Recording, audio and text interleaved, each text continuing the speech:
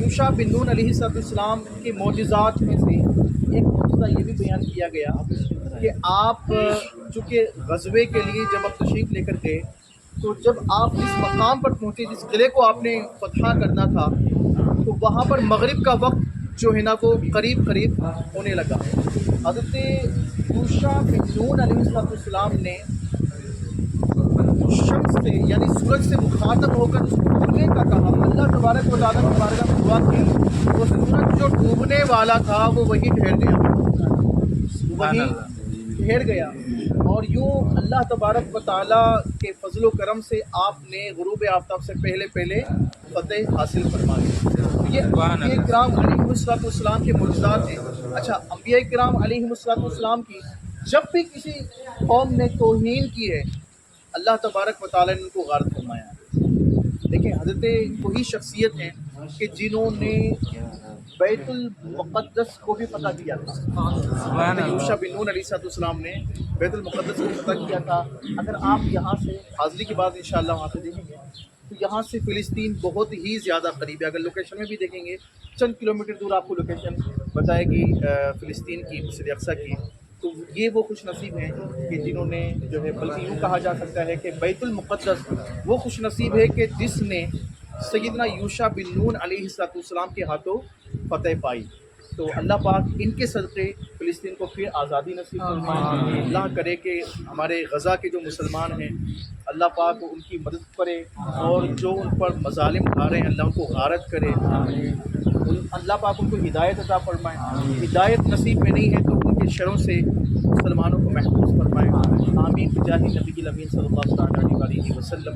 آئیے حاضری کے لیے. اچھا، یہاں پر ایک اور چیز میں واضح کرتا ہوں. حضرت یوشع بن نون علیہ السلام کا مزار شریف ابھی ہم دیکھیں گے. یہ تو میں پہلے عرض کر چکا ہوں کہ ہم یقین کے ساتھ نہیں کہہ سکتے کہ یہی مزار شریف ہے، لیکن جو تاریخ میں بیان کیا گیا ہے تو وہ تاریخ کے زیادہ قریب یہ والا مقام، ٹھیک ہے نا. بیت المقدس بھی قریب ہے. اب آپ دیکھیں گے کہ آپ کا جو مزار شریف ہے کافی طویل ہے، ٹھیک ہے. اس کا مطلب یہ نہیں کہ آپ کا قد بہت زیادہ طویل تھا. اس کا مطلب یہ ہے کہ اس پورے خطے میں آپ کا جسد اطہر ہے وہ اس حصے میں ہے، درمیان والے حصے میں ہے، اوپر والے حصے میں ہے. اس پورے حصے کے اندر آپ کا جسد اطہر سر انور اس طرف ہے. تو حضرت یوشع بن نون علیہ السلام کے مزار شریف حاضر ہیں تو صاحب مزار کا سر انور اس طرف ہے. تو اس میں سب سے مستحب طریقہ بیان کیا گیا ہے کہ قدمین شریفین کی طرف سے حاضری دے کر ان کے چہرے کی جانب، کیونکہ جن کی بھی تدفین ہوتی ہے وہ قبلے کی جانب ہوتی ہے، تو ان کی قبلے کی جانب رخ ہوتا ہے تو ان کے رخ کی طرف کھڑا ہوا جائے اور 4 ہاتھ دور کھڑا ہوا جائے. اب چونکہ وہاں جگہ میں اتنی گنجائش نہیں ہے، ہم یہاں پر ادب و احترام کے ساتھ حاضر ہیں تو یہ آداب میں سے ہے.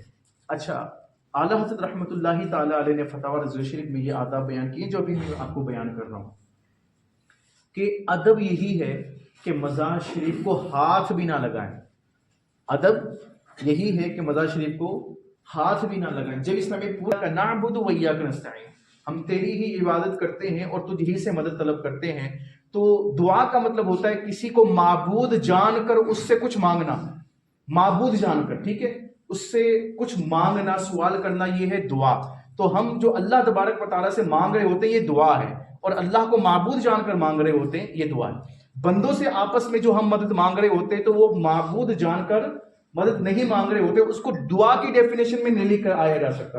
بسا اوقات یہاں پر لوگ خلط ملط کر دیتے ہیں، جو ہے نا وہ بندوں سے مانگنے کو بھی دعا کہہ دیتے ہیں، اللہ سے مانگنے کو بھی دعا کہہ دیتے ہیں، اور یوں بندوں سے مدد مانگنے والوں کو مشرک قرار دے دیا جاتا ہے. بہرحال وہ ان کی ناسمجھی ہے. تو یہاں پر یہ ہے کہ اللہ تبارک و تعالیٰ سے ہم نے دعا کرنی ہے، اور جیسا کہ قرآن پاک میں اللہ پاک نے فرمایا وَابْتَغُوا إِلَيْهِ الْوَسِيلَةَ، اللہ پاک کی بارگاہ میں وسیلہ تلاش کرو. تو الحمدللہ ہم یہاں پر حاضر ہیں. اللہ کے جو نبی ہوتے ہیں یہ اللہ کی بارگاہ کے لیے وسیلہ ہوتے ہیں، ٹھیک ہے. سو ان کے وسیلے سے ہم دعا کریں کہ اے اللہ پاک اس وقت ہم تیرے نیک بندے کی بارگاہ میں حاضر ہیں، تیرے نبی کی بارگاہ میں حاضر ہیں. اور یہ نبی وہ جو ہے نا وہ اشخاص ہوتے ہیں کہ اللہ کی بارگاہ میں سب سے بڑا مقام و مرتبہ اگر کسی کا ہوتا ہے تو وہ انبیاء کرام کا ہوتا ہے.